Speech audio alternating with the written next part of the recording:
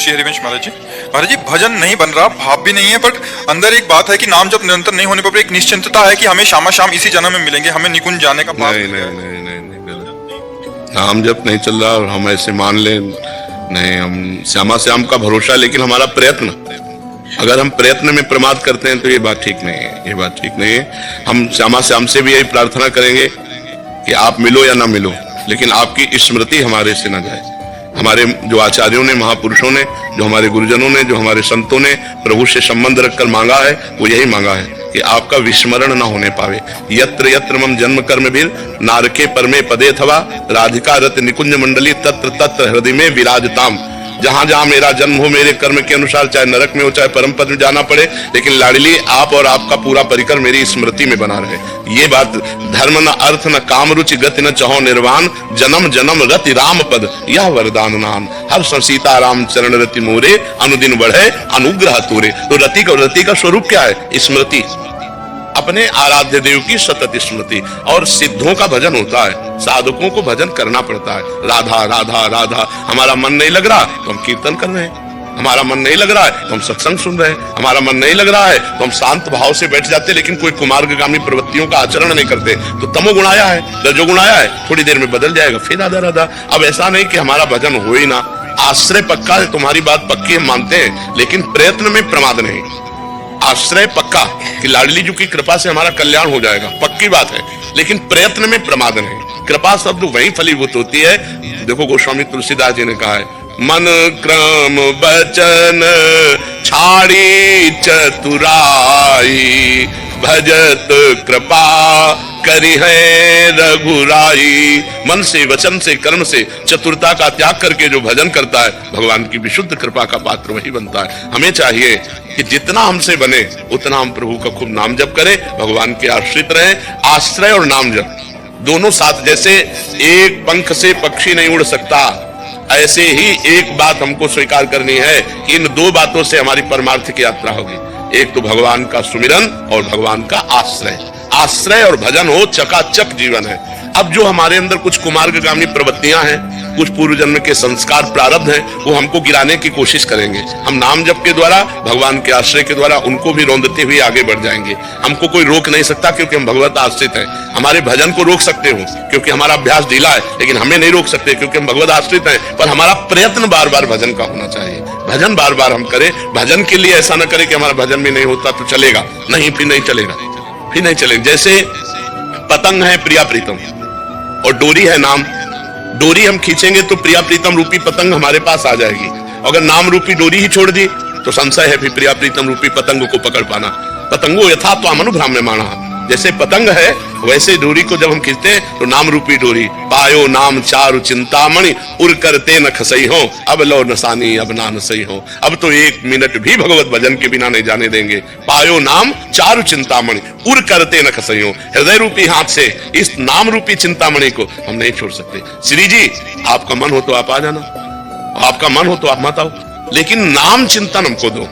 हम आपका भजन न छोड़े, ये हम पर कृपा करो। मिलो न मिलो, हम अधिकारी हैं कि नहीं वो तो आप जानो, लेकिन नाम चिंतन हम रूपी भिक्षा हमें दो कि मैं हर समय आपका राधा राधा राधा वल्लभ श्री हरिवंश, राधा वल्लभ श्री हरिवंश ऐसा अपनी जबान से उच्चारण करता रहूं। और जिसकी जबान में भगवान नाम है उसके हृदय में प्रकाश और बाहर भी आनंद रहता है। राम नाम मणि दीप धर, जी दे हरि द्वार, तुलसी भीतर और बाहरो जो चाह सूझियार। यदि ज्ञान का प्रकाश अंदर और वैभव का प्रकाश बाहर दोनों चाहते हो तो खूब डट के नाम जप करो। भरोसा श्री जी का दृढ़ रखो। कल्याण तो छोटी बात है, कल्याण तो छोटी बात श्री जी अपनी सेवा में रख लेंगे, पर नाम जप हमारे छूट जाए तो हमको तद स्मरणेन परम व्याकुलतेति। नाम छूटने पर हमारे अंदर व्याकुलता होनी चाहिए। कैसे छूट गया नाम, इतना मिनट कैसे नाम छूटा, राधा राधा राधा राधा ऐसा। श्री हरिवंश महाराज जी आपके चरणों में कोटि कोटि प्रणाम। महाराज जी, आपकी और श्री जी की कृपा से पिछले 2 वर्षों से नाम जप करने का प्रयास कर रहा हूँ। पूज्य गुरुदेव भगवान, कुछ दिनों पहले आपने नाम जप की संख्या का विस्तार से वर्णन किया कि इतने करोड़ नाम जप की संख्या से अमुक परिवर्तन होगा।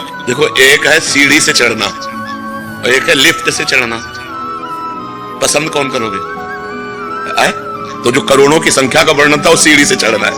लिफ्ट में चढ़ने का मतलब है, देखो करोड़ों की संख्या का तुमने संकल्प लिया और शाम के मरना है तुम्हें, तो तुम्हारा संकल्प काम करेगा? लिफ्ट काम करेगी। लिफ्ट माने कृपा, कृपा। हे भगवान मैं आपकी शरण में हूं, और राधा राधा हम बोल रहे हैं और अभी हमारे प्राण निकल गए, अभी हम भगवान को प्राप्त हो गए।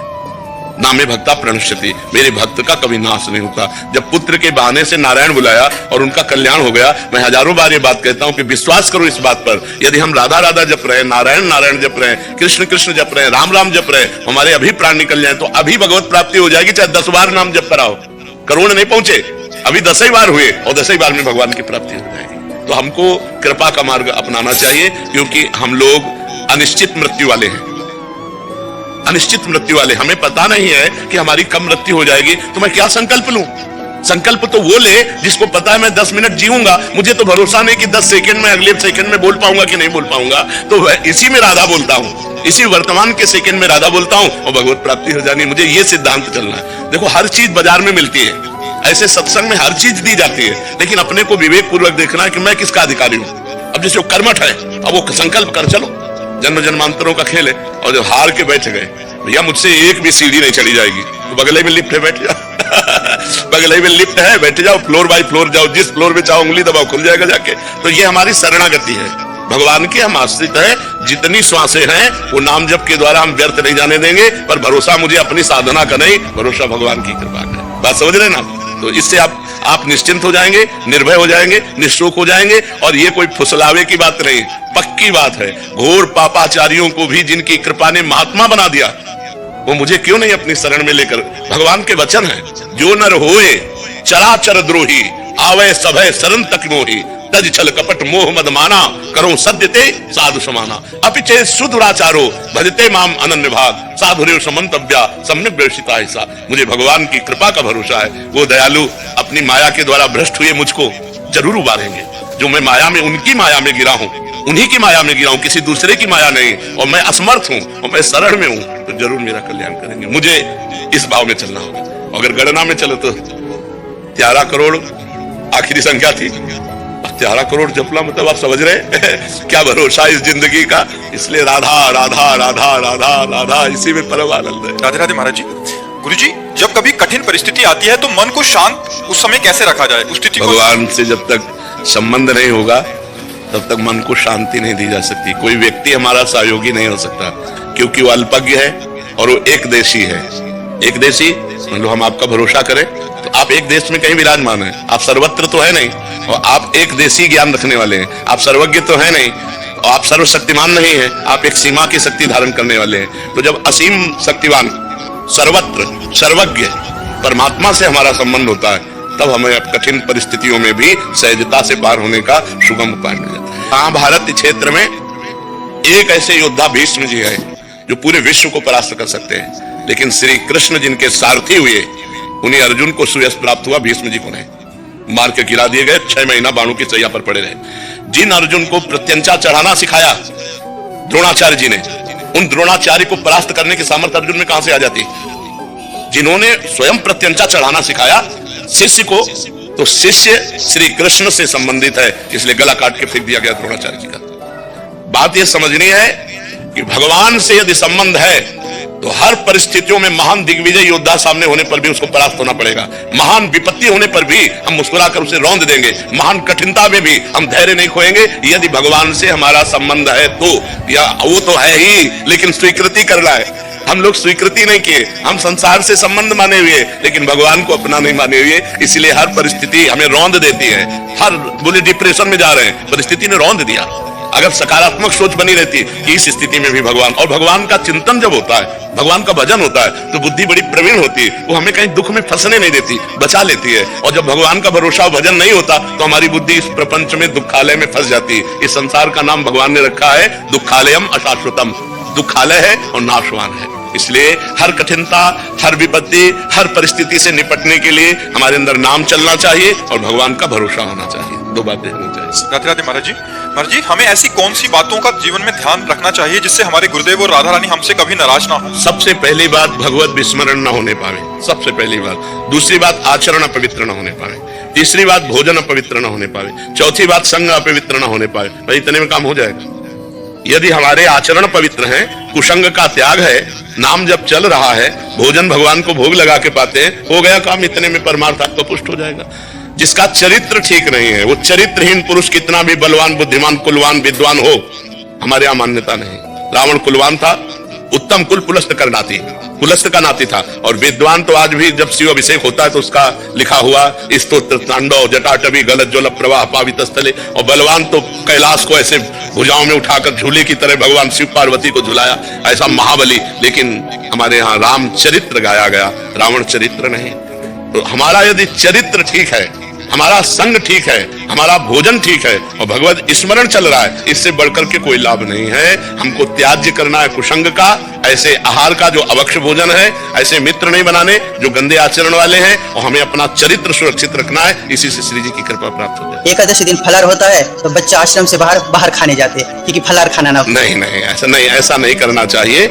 जिस दिन एकादशी है अगर फलाहार है तो हमें लगता है कि हमें फलाहार ही खाना चाहिए। भगवान के लिए एक दिन व्रत रहने में क्या जाता है, मर थोड़ी जाएगा। हमारे आश्रम के बच्चे तो खास कर। हाँ, नहीं, ऐसा नहीं करना चाहिए।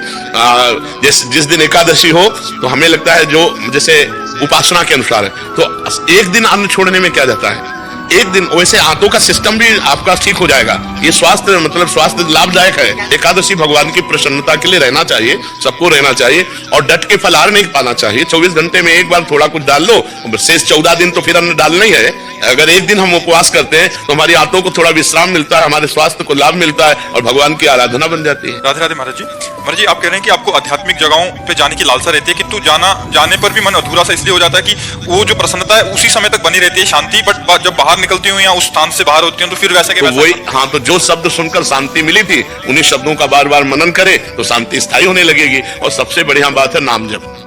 अगर नाम जप नहीं है तो आप किसी शब्द को ज्यादा देर टिका नहीं सकते। भागवतिक शब्दों को, जैसे आप सत्संग सुन रहे हैं तो बाहर निकलते ही सब खत्म, नया सिस्टम चालू हो जाएगा। जो पुराने चिंतन है ना वो फौरन चलना शुरू हो जाएंगे। अगर नाम जप कर रहे हो और आप बार बार स्मृति ला रहे हो कि आज बाबा ने क्या बोला, आज क्या बोला, आज सार बात क्या रही, आज क्या सार बात, उसको बार बार पकड़ो, तो आपका चिंतन टिकेगा। जितनी देर टिकेगा उतनी देर अंदर की सफाई होगी, और अंदर की सफाई होगी तो शांति मिलेगी। किसी धाम आदि में जाने पे दर्शन किए, परिक्रमा किया, तब तो सुख मिला, बट बाद में वही कह रहा हूं। तो अगर धाम आप आए, बिहारी जी के दर्शन के बाद चल दिए, अब बिहारी जी की छवि का बार बार चिंतन करो तो देखो कितना आपको आनंद मिलेगा। अब बिहारी जी की छवि तो भूल गए, फिर इधर उधर की छवियों का चिंतन करने लगे संसार का। तो ये हमें चाहिए कि जिसमें हमें आनंद मिला है उसको हम बटोरे, उसको हम अपने अंदर समाहित करें, उसको हम काफी देर चिंतन में रखें, उसको अपना जीवन बना ले तो आनंद ही आनंद बना। संत महात्मा हर समय आनंदित क्यों रहते हैं? क्योंकि आनंद सिंधु भगवान के चिंतन में रहते हैं। आप लोग दुखी क्यों हो जाते हैं? क्योंकि दुख में संसार के चिंतन को आप करते हैं। देखो, संसार का चिंतन इतना बोझा है, यदि आपको 6 घंटे नींद ना लिया जाए तो आप परेशान हो जाए। तो 6 घंटे नींद में होता क्या है, संसार का चिंतन छूट जाता है। आप रिलैक्स 6 घंटे बाद एकदम नहीं आनंदित होकर उठते। 6 घंटे अगर जागृत अवस्था में आप भगवान का चिंतन करते हुए संसार का चिंतन छोड़ दे तो बहुत बड़े महात्मा हो गए। संसार का चिंतन ही दुख देता है, अगर भगवान का चिंतन हो तो सुखमय हो जाए।